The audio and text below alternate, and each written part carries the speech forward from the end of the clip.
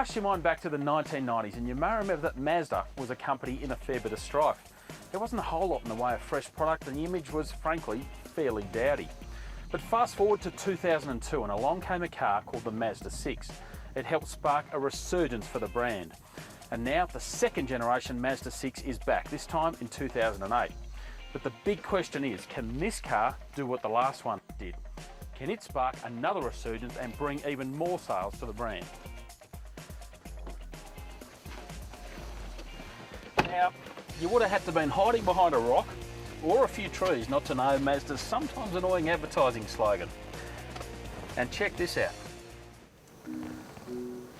It's subtle, but hey, it got you into the showroom. Now you can't get away from it.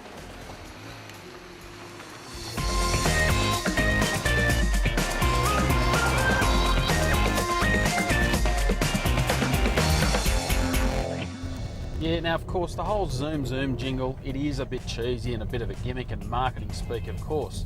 But there was an element of truth to it with the last Mazda6. It was an exciting thing to drive, it was something a little bit different, a fresh start in the mid-size market, which until then had been a little bit dowdy.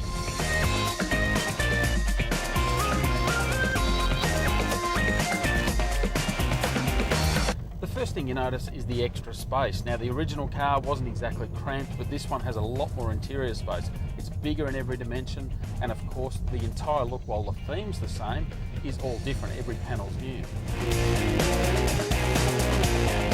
And one of the huge criticisms of the original Mazda6 has been addressed. It was too noisy. On country roads you got all this roaring into the cabin. So yes, the second generation 6 does accelerate a bit harder. Mazda reckons it'll get to 100 k's an hour in about 8 seconds. But don't expect it to rip your toupee off, because really it's not that sort of car. Yes, it's brisk, but a couple of steep hills and you do feel the engine start to labour. It's a good zingy engine sound though. Got a bit of character. And to be fair, Mazda has never said that this car is the ultimate performance king. There are faster cars for the money. What they have said is that it's one of the sportier cars around, one of the more enjoyable, more fun to drive cars around, which is why we're here in the beautiful snowy mountains to see whether this car lives up to the challenge.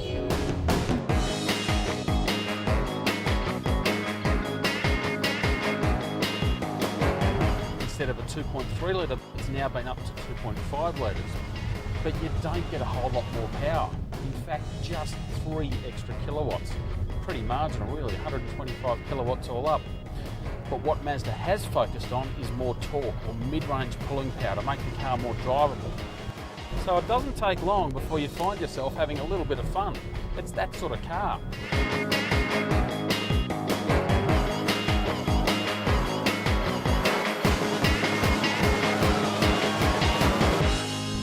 And the car I'm in here, well, it's the top of the range, the luxury sports. That also means the suspension's slightly firmer, but it's not overly so. One thing you do notice, as I said before, this car is a little bit bigger. It also means it's a little bit heavier, around 50 kilos. So it sort of feels a little bit heavier, but not out of control. It's not a behemoth. It's not hard to muscle around corners like this, but it is really composed, really nice, a really good blend. The other thing you notice is the improvement in quality.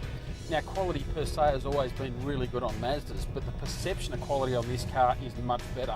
Better finishes, better feel, better fit.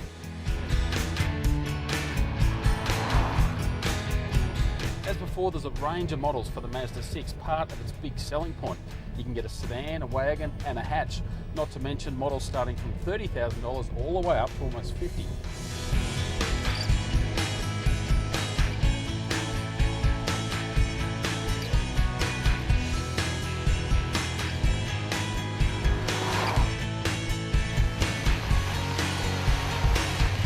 Well, there's no doubt the second generation Mazda6 is a huge improvement over the original, and it certainly answers a lot of criticisms about the first model.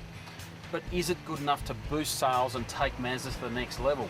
Well, yes and no. You see, funnily enough, when the 6 first arrived on the market, it had only about 7 mid-sized competitors. These days, there are more than 20. So even Mazda admits that probably about the best this will do is about the same sales as the last one, about 1,000 a month. But at least you know it's a substantially better vehicle, one of the best in the mid-size class.